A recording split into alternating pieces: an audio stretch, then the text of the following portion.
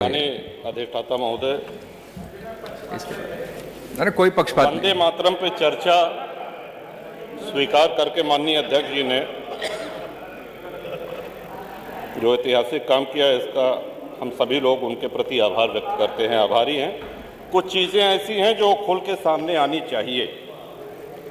वंदे मातरम का महत्व मेरे पहले माननीय अधिष्ठाता जी, कई माननीय विद्वान सदस्य बोल चुके हैं। मेरा प्रयास रहेगा कि उनकी बातों को दोहराया न जाए। वंदे मातरम किसी एक व्यक्ति के कहने पर, किसी एक व्यक्ति के लिखने पर राष्ट्रगीत नहीं बना।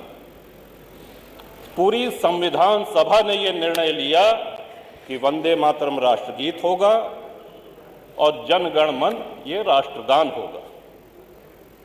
और संविधान सभा में कौन कौन से महानुभाव थे ये बताने की आवश्यकता नहीं। वो हमसे बहुत अधिक ज्ञानी, वो हम सब लोगों के आदर्श, एक से एक व्यक्तित्व, एक से एक विभूतियां उस संविधान सभा में थी। श्रीमान, आज थोड़ा कष्ट अवश्य हुआ। वंदे मातरम पे चर्चा कोई हास परिहास का विषय नहीं। वंदे मातरम सभी के लिए पूज्य है, सभी के लिए सर्वमान्य है, ऐसा हम लोग मान करके चल रहे थे। और जो लोग वंदे मातरम का गान करके फांसी पे चढ़ गए, बंकिम बाबू ने बंगाल में लिखा, लेकिन ये पूरे भारत में व्याप्त हुआ। श्रीमान, खुदीराम बोस जी का जन्म हुआ बंगाल में मिदनापुर में, और उनको फांसी पे चढ़ाया गया मुजफ्फरपुर बिहार में। अंतिम शब्द उनके वंदे मातरम थे। मदन लाल धींगरा अमृतसर पंजाब में जन्म हुआ, लंदन में उनको फांसी पे चढ़ाया गया, उनका अंतिम शब्द वंदे मातरम था। पंडित राम प्रसाद बिस्मिल जी शाहजहांपुर में जन्म हुआ, उनको फांसी पे चढ़ाया गया गोरखपुर में। वंदे मातरम अंतिम शब्द थे जो उनके श्रीमुख से निकले। ये कहने का उद्देश्य हमारा ये है कि वंदे मातरम की सार्वभौमिकता, सर्वव्यापकता, इस पे कोई प्रश्न चिन्ह तब नहीं लगा जब हमारा देश सबसे एक बहुत बड़े महासंकट से गुजर रहा था। वंदे मातरम आगे चल के विवाद में आएगा या इसको विवाद का एक रूप दिया जाएगा, ये किसी ने कल्पना भी नहीं की होगी, चाहे उस समय के राजनीतिक दल हों, चाहे उस समय के स्वतंत्रता सेनानी हों। वंदे मातरम किसी धर्म, किसी मजहब के विरोध में नहीं है।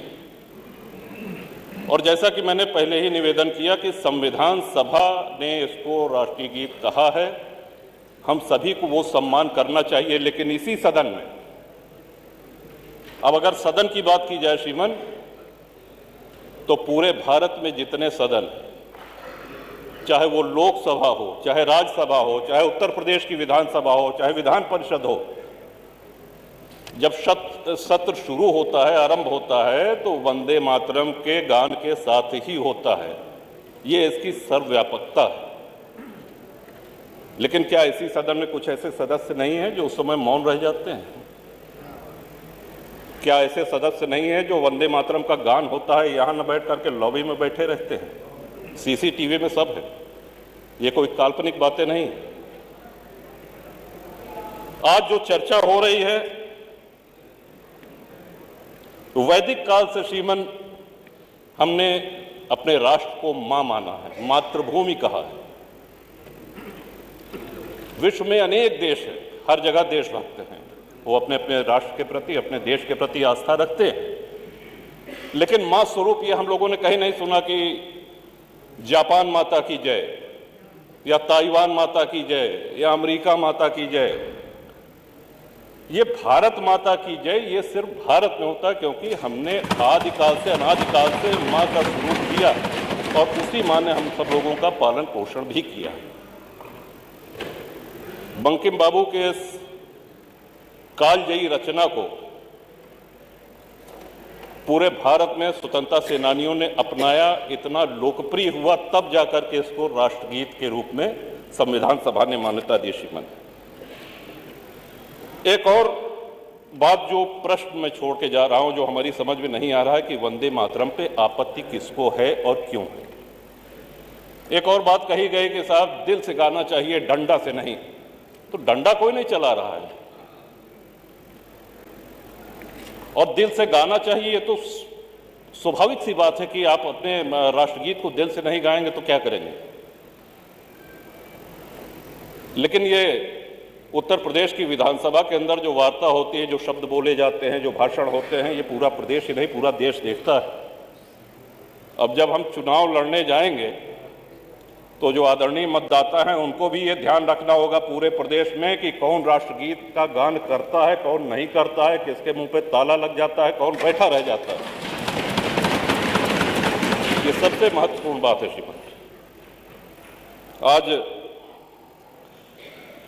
जो संविधान की दुहाई देते हैं, हम सब लोगों के लिए बहुत पुण्य ग्रंथ है संविधान। संविधान सर्वमान्य दस्तावेज है हमारे राष्ट्र का, और उसी संविधान सभा ने इसको राष्ट्रगीत का दर्जा दिया है। मैं आशा करता हूं कि हमारे बाद जो माननीय सदस्य बोलेंगे वो इस विषय को अवश्य इस पे प्रकाश डालेंगे कि वंदे मातरम पे आपत्ति किसको है और वंदे मातरम पे आपत्ति क्यों है। ये दो सीधे सरल सवाल ये सदन में भी चर्चा होनी चाहिए इस पे, और श्रीमान आपके माध्यम से, सदन के माध्यम से पूरे प्रदेश में ये संदेश जाना चाहिए कि राष्ट्रगीत पे किसको। अब कल के दिन कह देंगे कि साहब ये वंदे जो है जनगण मन भी जो है ये कहीं भारत भाग्य विधाता, कहीं भारत को हम अपना भाग्य विधाता नहीं मानते हैं, इसको भी हटाओ, इसको भी नहीं गाएंगे, तब हम लोग क्या करेंगे। तो ये बड़े गूढ़ विषय, ये तब नहीं था जब आज़ादी की लड़ाई हो रही थी। इन विषयों पे श्रीमान अवश्य आज माननीय सदस्य जो बोलेंगे उस पर बोलें, तभी ये चर्चा सार्थक होगी। आपने हमको समय दिया, बहुत बहुत आभार, धन्यवाद। वंदे मातरम, भारत माता की जय। संग्राम यादव।